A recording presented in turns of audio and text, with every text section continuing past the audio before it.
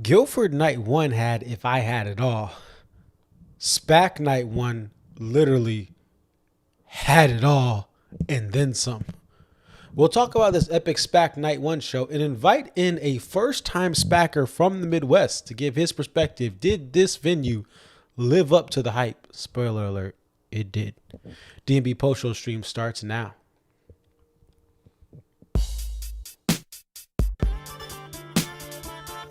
It's your boy Concert Viz 34 back at home. What up, what up? It's your boy Concert Viz 34. Yep, so your boy Concert Viz 34 coming to you here. What up, what up? It's your boy Concert Viz 34.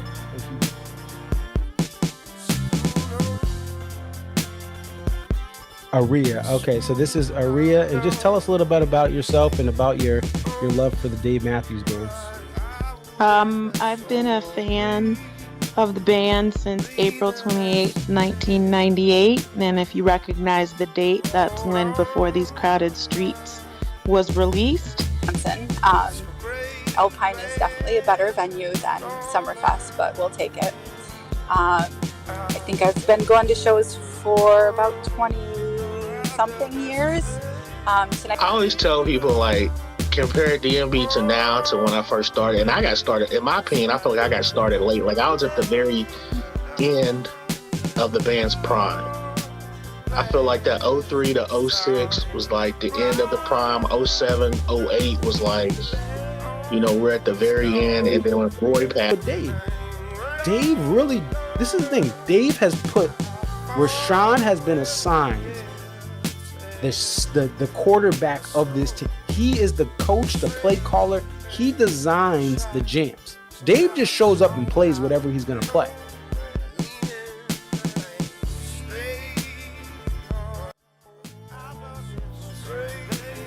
Upstate New York, what up?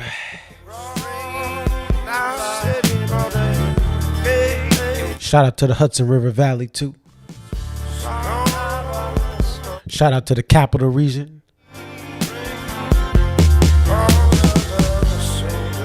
Glens Falls, what up? Shout out to Utica. Someone bring me some of that Utica pie for night 2, eh? Shout out to Rochester. Buffalo, what up?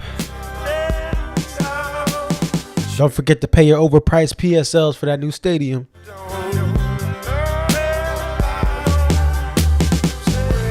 Schenectady, what up? Albany, what up?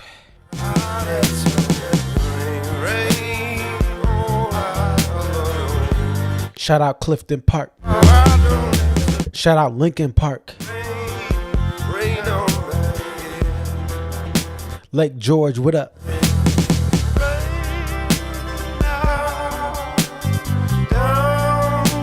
Shout out to Saratoga Lake. That's where Dave wrote You and Ma. True story.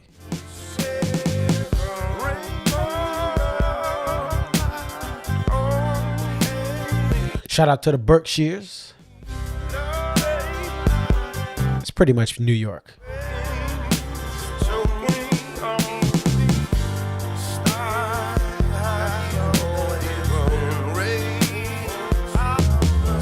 Shout out Binghamton.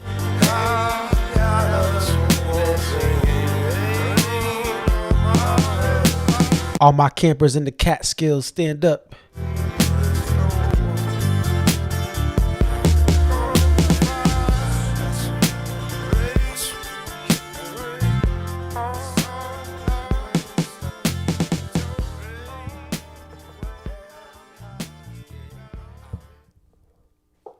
What up?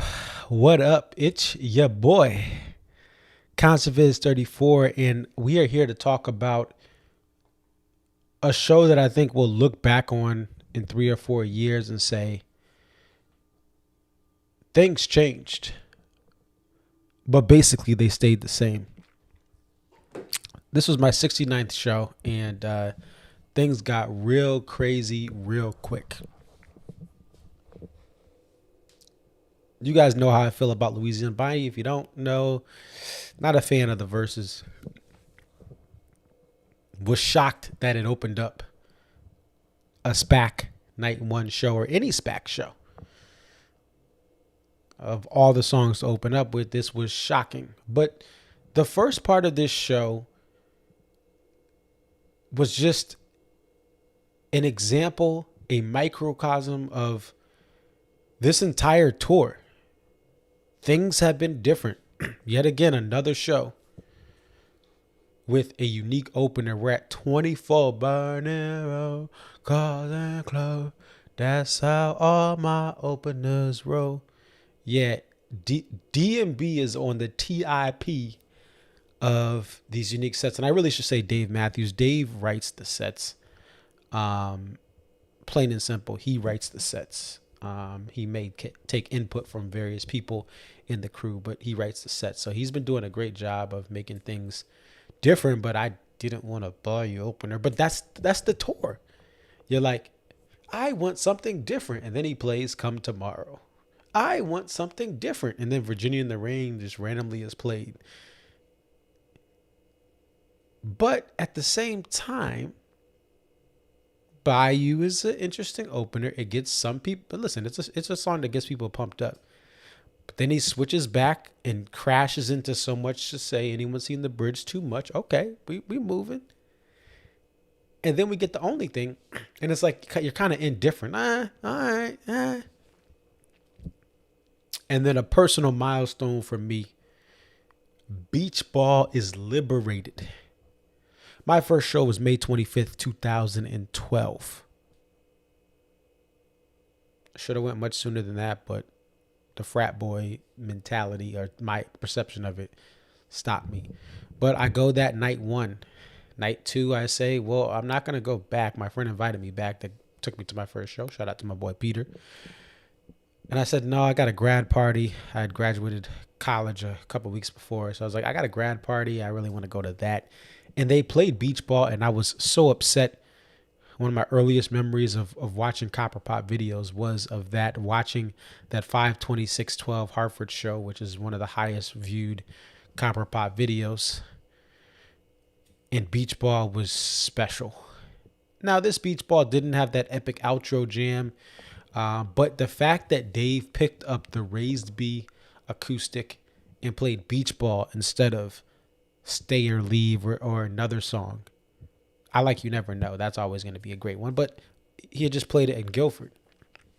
The fact that he picked up the Raised B and played beach ball and showed us he could play it, and he premiered it at SPAC, and I finally got my first beach ball after 68 shows of chasing. I got it on the 69th. Oh yeah. I was happy.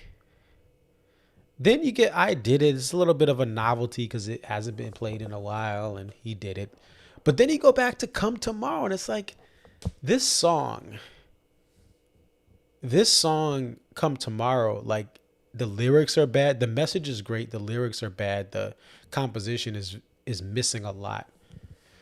But he's been playing it because I believe our guest Cody was telling me before the show, before I started the stream, that Dave's daughters are there.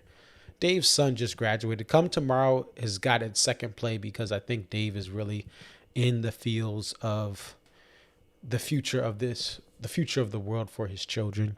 And I can understand that as a new father. So that's why I think that song was for him, but it's not for us because it did not get a lot of, the casual fans didn't like it, or I shouldn't say casual. I should say the fans who like the hits, the hit lovers. And then the deep cut lovers didn't like it, but it's a break in the action. But then he goes to Madman's. And so now it's like, okay, David, Come Tomorrow in Madman's Eyes at SPAC. Now, SPAC has had some bad songs, but usually it recovers after that. And so at this point, I'm like, what's going on? Then Fool in the Rain, which got the crowd going. I'll say that. Fool in the Rain, if you've never been to SPAC, or maybe you haven't been in a while, the crowd loves covers, as any other crowd. Just because it's highly coveted venue, the majority of the crowd likes covers, likes the cliche cheesy songs like Satellite and Crash Into Me. Although I don't mind Crash Into Me. I think it's a well-run song. But they like Satellite too. And so like the dude in front of me in seat one in the row in front of me, like started getting up during Fool in the Rain. In other parts of the show, he was kind of sitting down, but he knew the music. But Fool in the Rain got him up. And so at that point, 9 songs in, we get the turning point, I think, of the tour. And the reason it's a turning point is because Jake goes from the 10th song of the show all the way to the 17th song of the show. Then turns around and comes back to close out after the E1. The E2 is Lie in Our Graves. Like, that's a lot of Jake. We have not had this much Jake. We have not had him on songs. Now, the first song is another personal favorite of mine. So if Dave is gonna troll me and play Buy You to Open, I'll take Beach Ball and Captain, both tour debuts coming out for this show. By the way, if you want to see Captain, go to New Jersey or the state of New York. The majority of the captains, since the pandemic, have been in those 2 states alone. But in Captain, you didn't hear, like for me personally, I didn't hear a lot of Drake Rennick Simpson. And so I love Captain. It doesn't hit as well for even a place like SPAC with, it just doesn't land as well. There's too many fans who want the hits at every single show. There's very few shows where you have a bunch of deep cut lovers all controlling the crowd narrative, if any, at that. Maybe Mexico. I haven't been to Mexico to really gauge that crowd in real life. So I say all that to say that Captain was an odd choice for the violin, and they also didn't play it in the spirit of the Lily White session. So that's the other thing too, is because if you listen to this, so the regular Captain from Busted Stuff does not have as much of an epic thing. I'm gonna play this for you guys. This is the end of Cat. Do I have it? Oh, I don't think I have it on here. When I was transferring this over to this laptop some years ago, like the Captain file was missing in ALAC form. Anyway, I can hold on. Let's do this. I'll play it for you guys. Give me 1 second. Also, just to announce this, I saw DMB Society post this. Shout out to Sean. I hope I got to catch up with him tomorrow. This is the first tour that every song from Busted Stuff has been played in the same tour. So some tours, some songs they played, other songs. Every Busted Stuff song was played. And you can even add on a bonus to this, because Andy from the Almanac also sent me that mid-show. That every Busted's first tour where every Busted Stuff song has been played, plus Sweet Up and Down and JTR have been played from Lily White.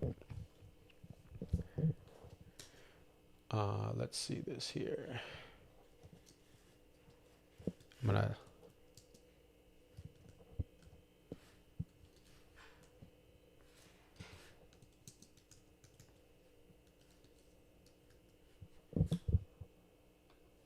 But there's a part in the breakdown.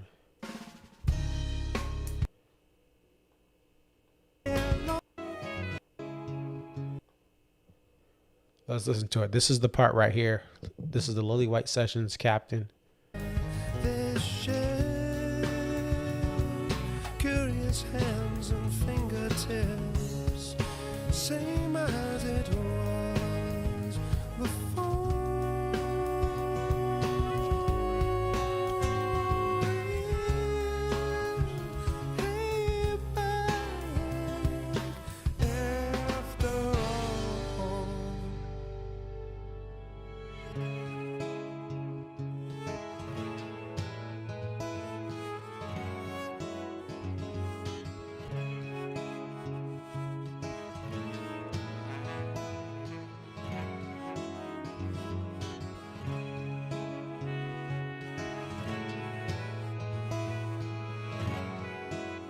Here we go. 1 2 1 2. Why should I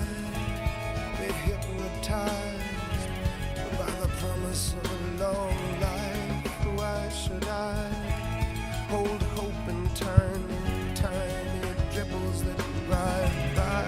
Why should I lean everything upon? Anyway, you get the point. Like, it brings it strips it down to sax and violin, and the violin it's getting active, son. It's getting active in that Lily White Sessions version.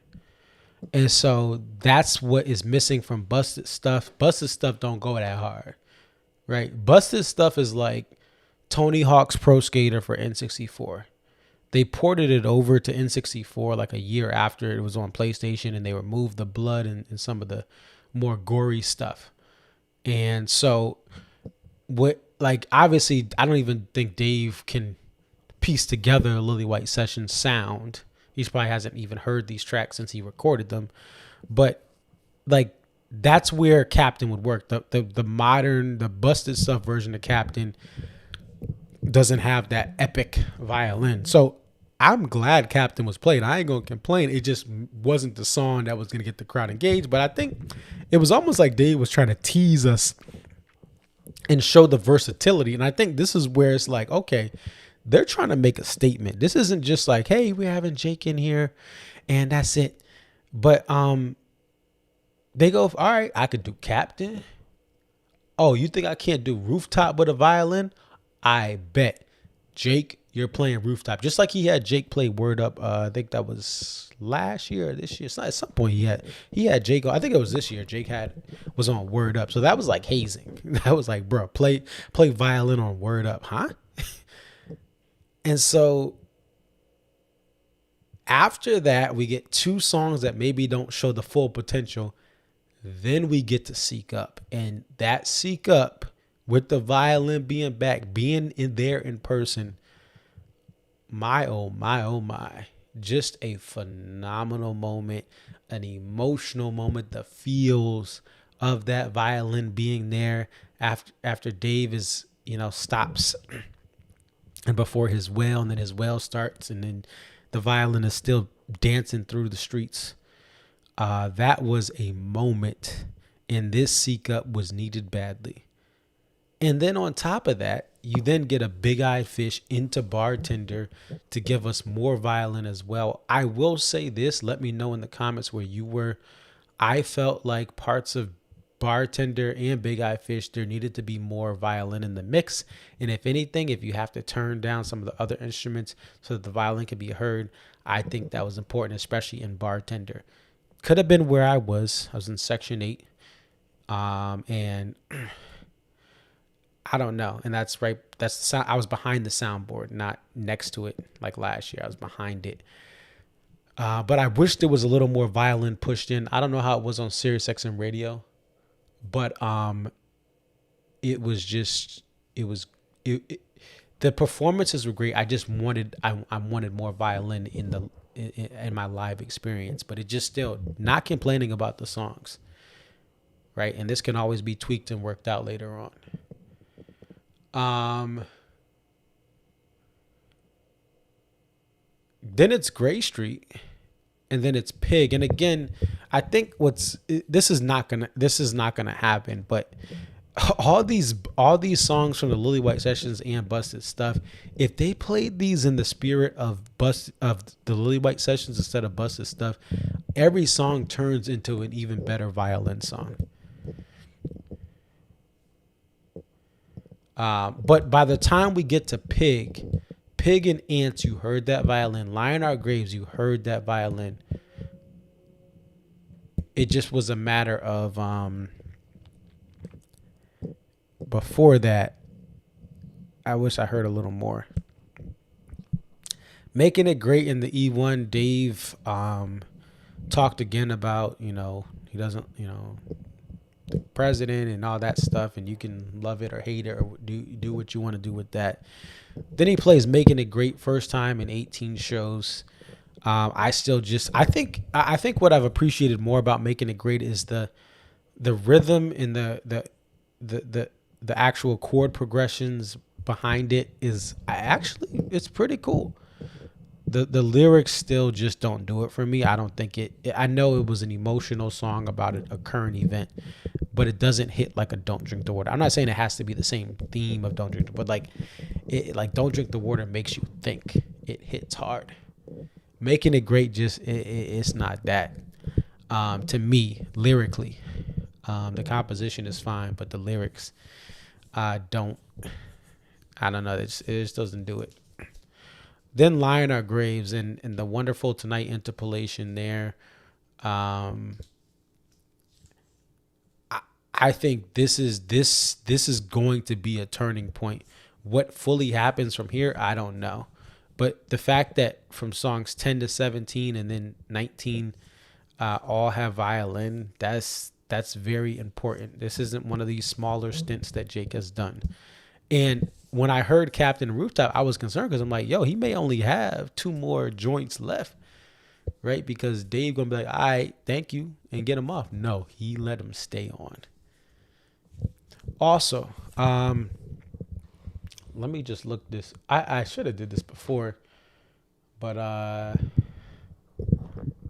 let's look at Lucas Nelson's tour dates.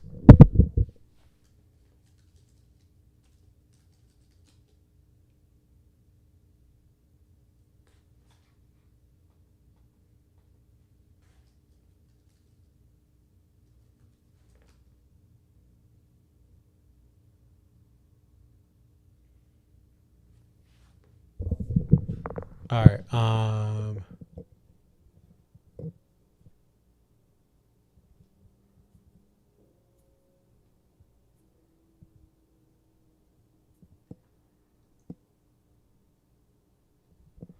Let me just look up something. Give me 1 second. Unless someone knows it, put it in the chat. I'm trying to see what day.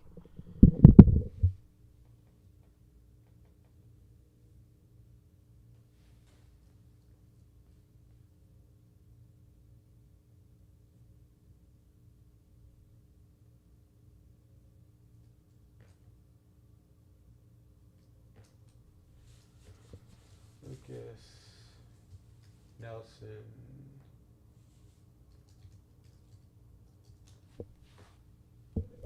All right, come on, Cliff Burton. The lyrics are bad and Come Tomorrow. Bang, bang, you're dead, something, something, and then something about dope, like, and kids don't do drugs. The lyrics are cringeworthy. By the way, Unrealistic Cliff Burton, they tried to make Come Tomorrow a single and it failed miserably twice. First, they put the song out as it was. Then they tried to get the remix with Brandy Carlisle, and it still didn't do nothing. They played in Edmonton, Alberta, Canada on June 16th. So Lucas Nelson, Jake Rennick Simpson, they played in Alberta.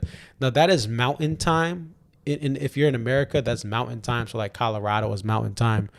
So Alberta is mountain time, and Edmonton, Alberta.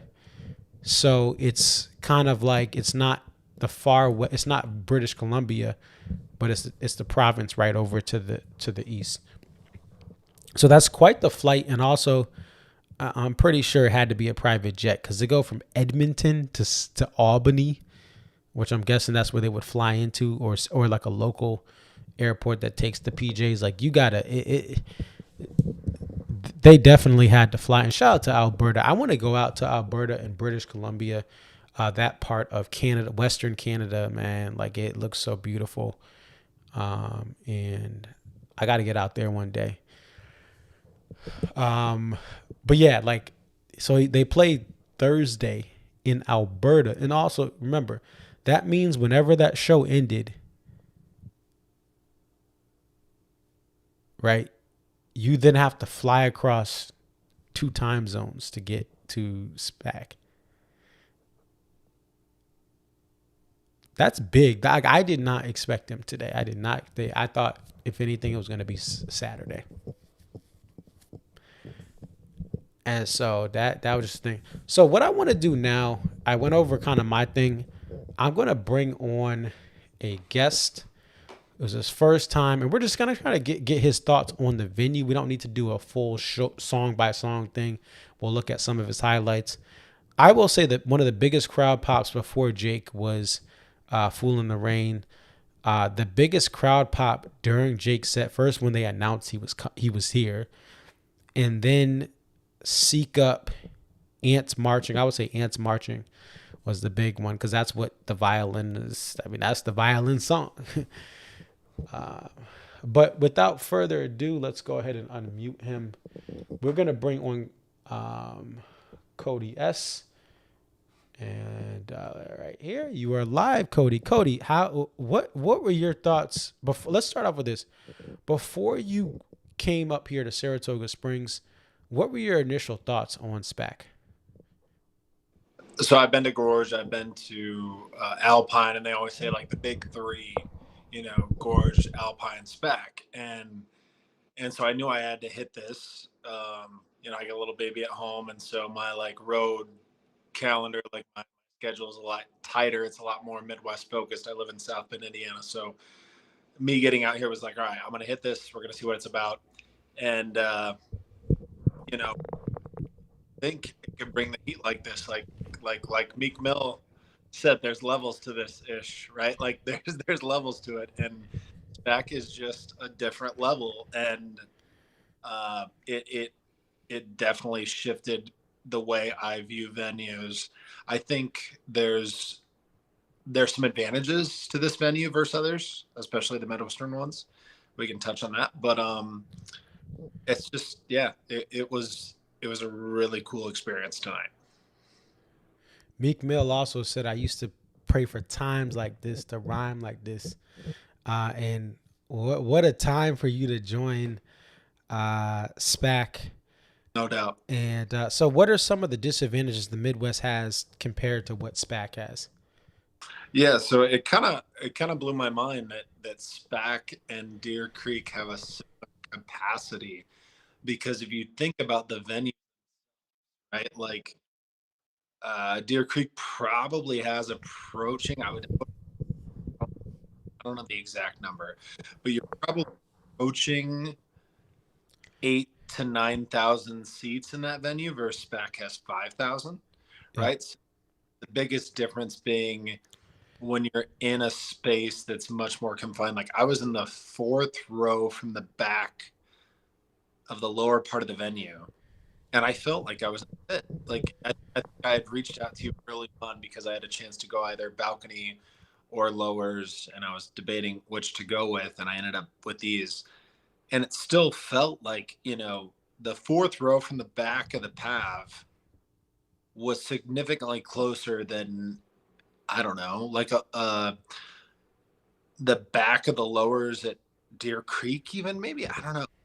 It's hard to relate, but it's a much more, the seats at this venue are much more intimate, much smaller. And that just creates a space that's much more compact, and the sound, it's so much louder than anything I've experienced aside from like an indoor show like MSG, maybe Royal Albert Hall, like those places when they were loud. But it's a very, very loud, intimate space, even though it's a large outdoor venue. Yeah. And the thing with SPAC is this venue was constructed for the arts, for ballet, for orchestras. And so it has advantages. It has even the construction was catered to have sound travel well. And the balcony being on top of the orchestra allows for every seat to be closer by default. You're not doubling up fully, but you're getting a good chunk of people in the upper level. And then you have a lower level, something that Deer Creek does not have. I think sitting in the back of the pavilion in 2022 at Deer Creek, it would have been, if I would have done it again, I would have actually just been in the lawn dead center with some of my friends that are veterans there that could have helped me to get a good spot. It is with SPAC, the lawn starts earlier. It's almost, for my Midwest brothers and sisters, it's like comparing Wrigley Field to Rate Field. Rate Field replaced Comiskey Park, and it's much the venue sweeps wider and high and wider away from the field. The seating is further away from the action, where Wrigley Field is on top of the field. It is much more intimate. The bleachers feel just like they just feel so much closer at Wrigley than they do at Rate Field. Going to both also in 2022 when I went out to the Midwest. So I think that SPAC has that feeling of a Fenway Park, a Wrigley Field, Cameron Indoor Stadium, where you're watching the best of the best performers, popular musical acts, playing a stage that's more intimate and closely tied to the fans. In the way that Zach in the chat says, Zach Galante, Zach, I don't think we met yet. We got to meet somewhere. Hopefully we could do that. Maybe I was saying if everyone meets around Section 8, the lawn area right in behind Section 8 tomorrow, man. Hopefully I can meet some of you guys after the show. Also, before the show, at some point, maybe by the VIP building where the restroom signs are for the regular restrooms, not the VIP, maybe around there we can meet. But anyway, we got to meet up. But yeah, I would just say it's like the intimacy is based on how the construction is there. You were talking about the lawn because you were talking about the lawn with me after the show. Tell us about your thoughts of the lawn before being there and now your thoughts of the lawn after being in the venue. Yeah, so I feel like a lot of people warned me the lawn was a no-go. I think we got into the doors were at 6. There was plenty of space on the lower tier of the lawn that would have given you a good view. I also think that the lawn here, there's a rail on the lawn, which I think is cool. Like, if you're into getting in line early, and there's plenty of people who used to do that for the pit. Like if you want a rail for the lawn for a lower price, like it's a great spot to stand. I don't know. I think a lot of people were like, oh, just whatever you do, don't do lawn at SPAC. I disagree. I think there's definitely good space on the lawn at SPAC. I wouldn't, if I were to come back, my home venue being Deer Creek, I always do one night lawn, one night trying to be inside. I wouldn't shy away from it. I might just go in earlier to get a spot, but yeah, I can understand, right? I can understand why people don't like the lawn at SPAC. If you don't get in early, if you come in at 7:30 for a show that the guys are going to be on at 7:50, yeah, I can understand why that's bad. But there's plenty of room for a good lawn experience at SPAC. So, I understand why people diss it, but at the same time, there's plenty of room for a good experience there. Well, we'll have to ask you Saturday, because Friday does get a good crowd. Obviously, the pavilion is filled both nights, but the lawn the amount of people that are on the lawn Saturday night is much higher. You're gonna get a couple hundred, maybe 1,000 or 2,000, if not more, people all the way into the concourse, even worse than today. So we'll see how you feel tomorrow and how crowded it may be if you go in with doors. But hey, we're gonna wrap this up. But thank you for coming on, and we'll try to check back with you tomorrow. Take care. Take care. Bye. All right. So I want to thank Cody for coming on. I thought it was good to get perspective from him. He actually reached out to me. I appreciate him doing that. He wanted to just share his thoughts. I still think, it's, personally that you gotta, if you're traveling from a far distance, you have to at least get seats once, if not more, and not both nights. I just think that I don't even travel from Connecticut, the 2.5 hours to SPAC. I take that money and resources and hotel reservations that I would put in, and I put it towards another show, because I did get a lot of rejections early on in my DMB journey before I had less fans and friends to trade, and friends that knew friends that knew friends that we can make a trade, or I found ways to get Ticketmaster drops.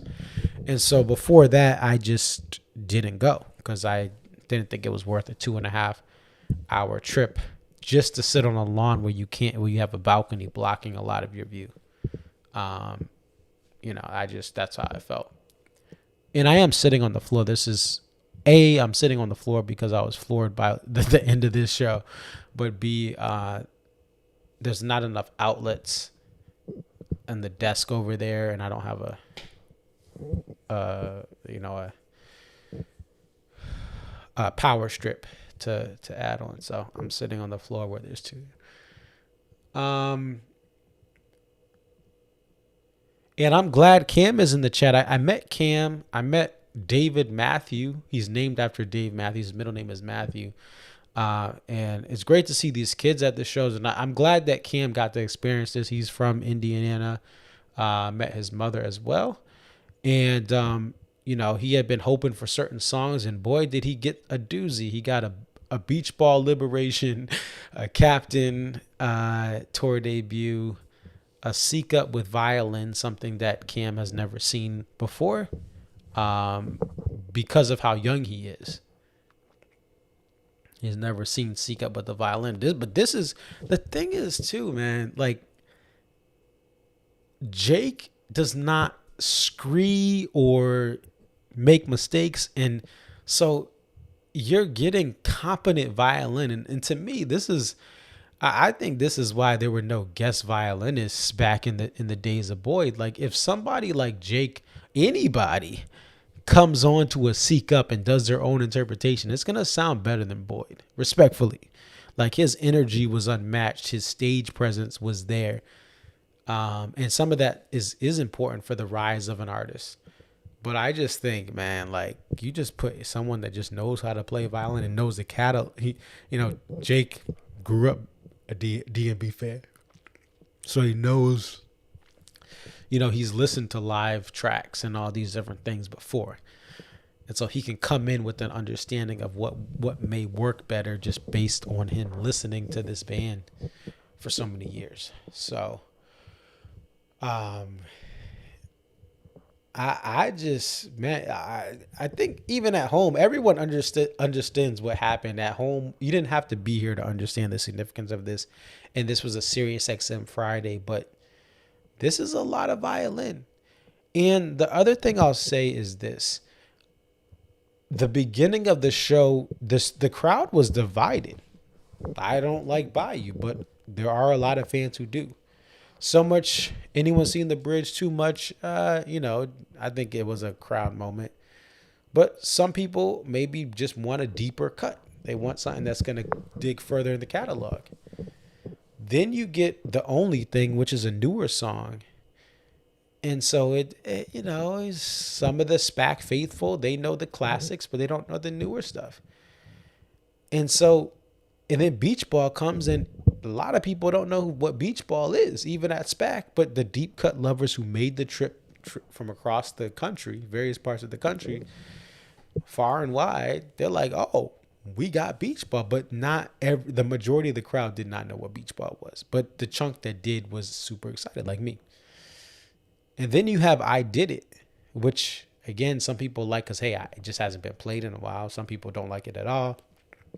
Come Tomorrow, we just talked about a bad songwriting, in my opinion. But there's a couple people that do like it. There's like 3 fans who do. And seriously, that's their perspective. There's nothing wrong with that if you like that song. I just I don't think the songwriting isn't good.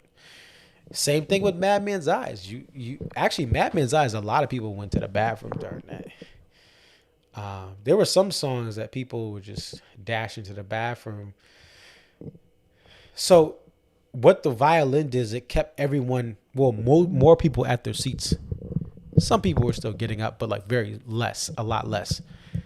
When Jake got on stage and you have a violin, people that kind of will move around, walk around, grab drinks and stuff, they stop and get to their seat to make sure they can experience this.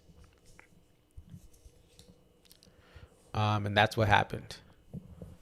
So it's just this whole Jake part unites. Jake coming on stage with the violin, Tatiana Hargraves coming on stage with the violin.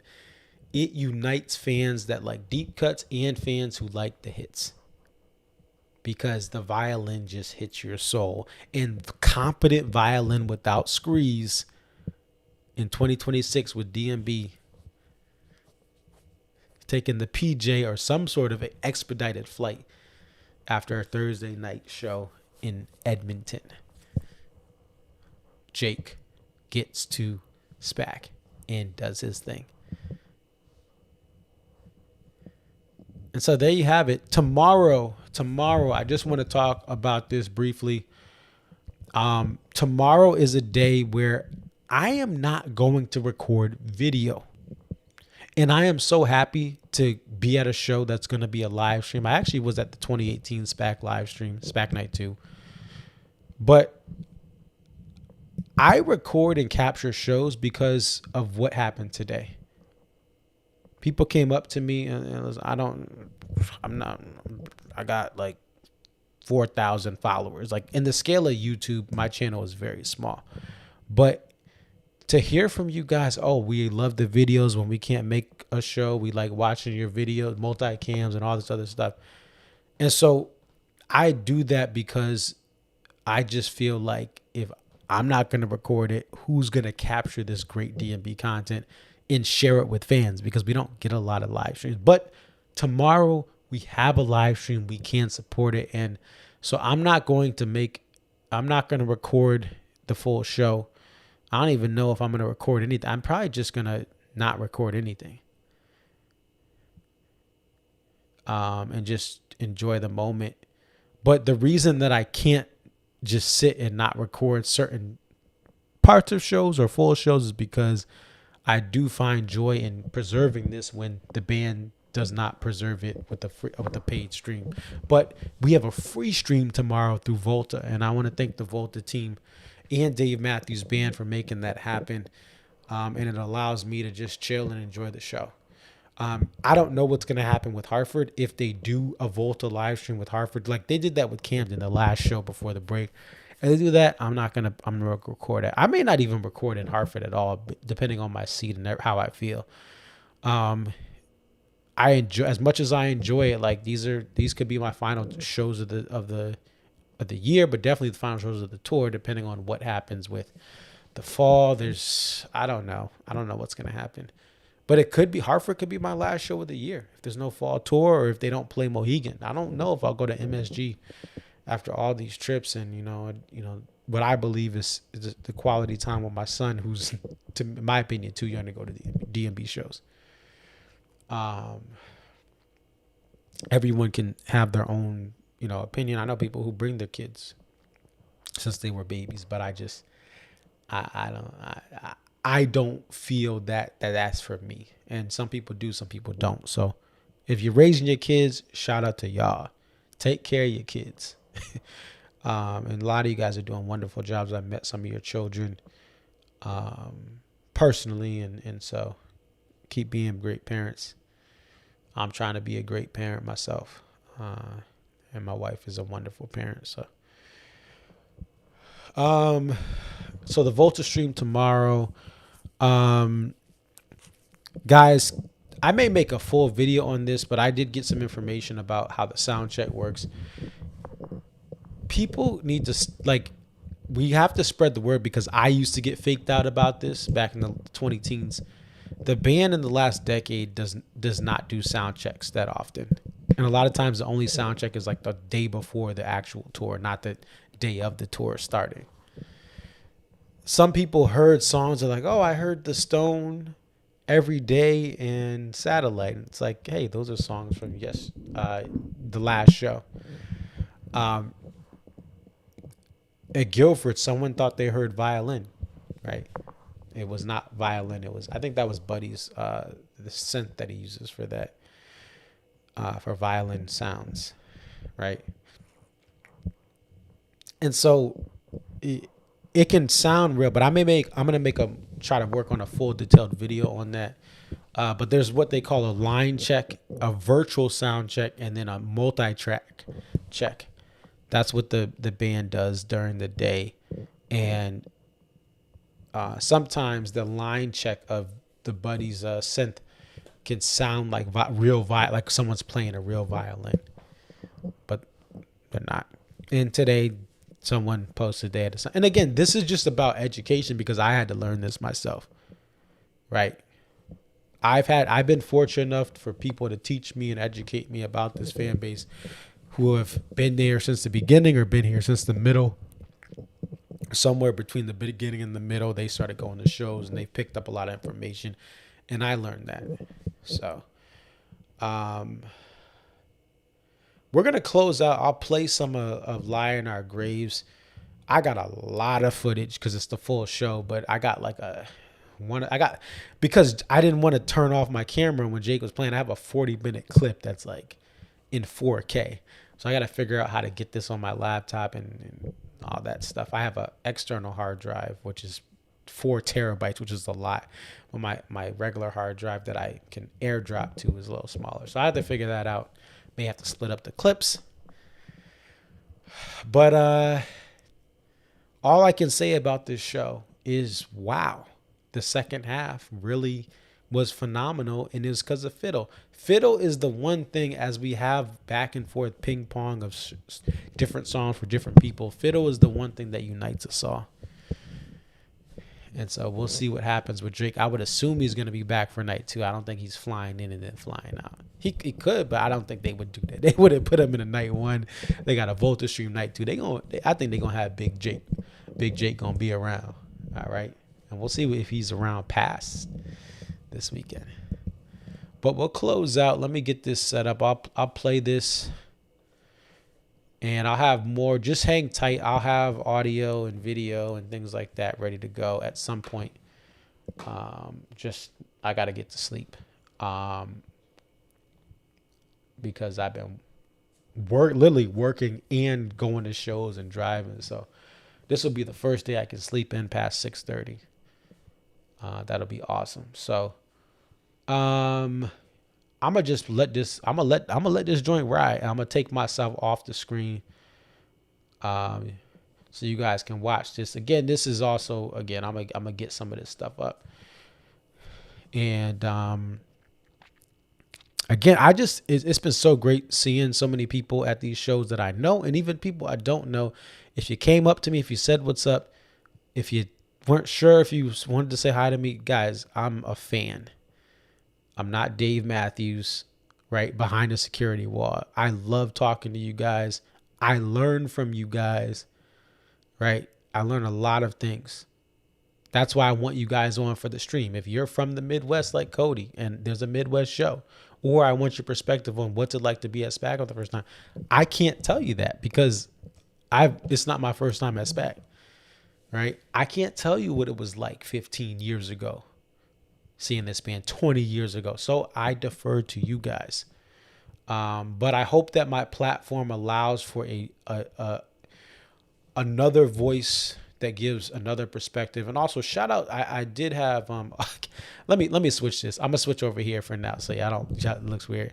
I met Joe I met Joe and Matt from Ants Marching. I ran into them, and I think I had seen Matt before.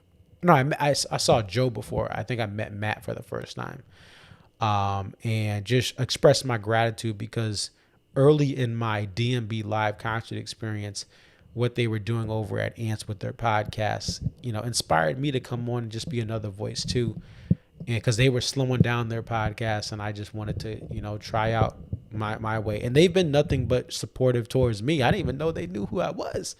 Well, actually, no, they said something about concert vids or like once, but like I didn't know they appreciated what I did. But without them, and I know there's been different eras, even before Ants, there was Nancy's.org and other things, right, that were online. But these communities, people being able to share their perspective is very important. And I think what I told Joe and Matt, the thing that inspired me is they're not just going to be all negative or all positive. They're going to be honest. If they like stuff, they'll tell you. If they don't, they don't. And I've tried to take that in with these post-show streams, these kind of ways that you can all come together here on the live stream with me, and we can all talk about the last show. So, all right, I'll stop talking, but I just have a lot of gratitude, man. Like, y'all don't understand. I was sitting in my house in my early 20s at like trying to figure out life, and I'm recording these DMB shows, and I'm listening to DMB in a more hyper intensive way by live tracks versus LimeWire, hit songs that I was pulling. And so when I started this channel to be DMB and concert centric, I didn't realize the impact it was going to have and how much you guys impact me. And there were a lot of times I'm like, yo, this is embarrassing. I didn't do that well. I may have tried to say stuff just so people would tune in. And I've been able to kind of grow a confidence to speak my thoughts, to share this space with you guys, to give your thoughts, even if it's different than mine, and to talk through disagreements. I think that's the thing that I really try to do in this community is we can disagree, but let me show you perspective. Or you may think or assume something that's not true. And that's that. I think that's probably one of the best things that I've tried to do is, oh, you don't like this, or you don't like, no, I didn't say that. I don't like these songs, but I like these songs. Right? Oh, you don't like anything posted. So it's good to have, because it allows for clarity and allows for additional perspective. And that's what I love about this. We all can have our opinions about this music, and it's not life or death type stuff. It's not dreary politics or war, right? It's just music. And so it's okay if you don't like a song. It's okay if you don't like an album, but you love a band. And I'll shut up and I'll play Jake's part because I think everyone loves this. We'll close out with this. It's your boy ConserViz34.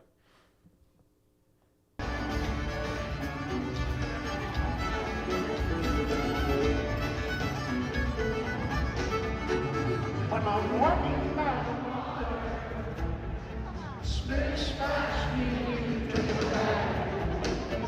Yeah, when I'm walking by the water, come up through my toes, to my ankles, to my head, to my soul, I'm blown away.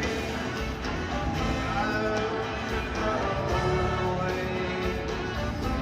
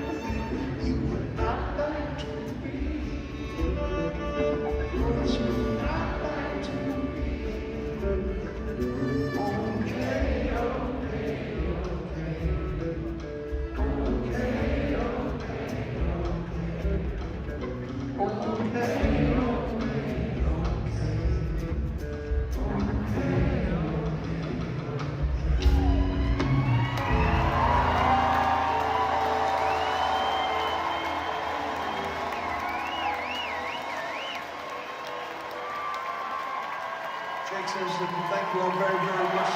Thanks for coming. Hey, y'all, take care. Thank you very much. We'll see some of you tomorrow.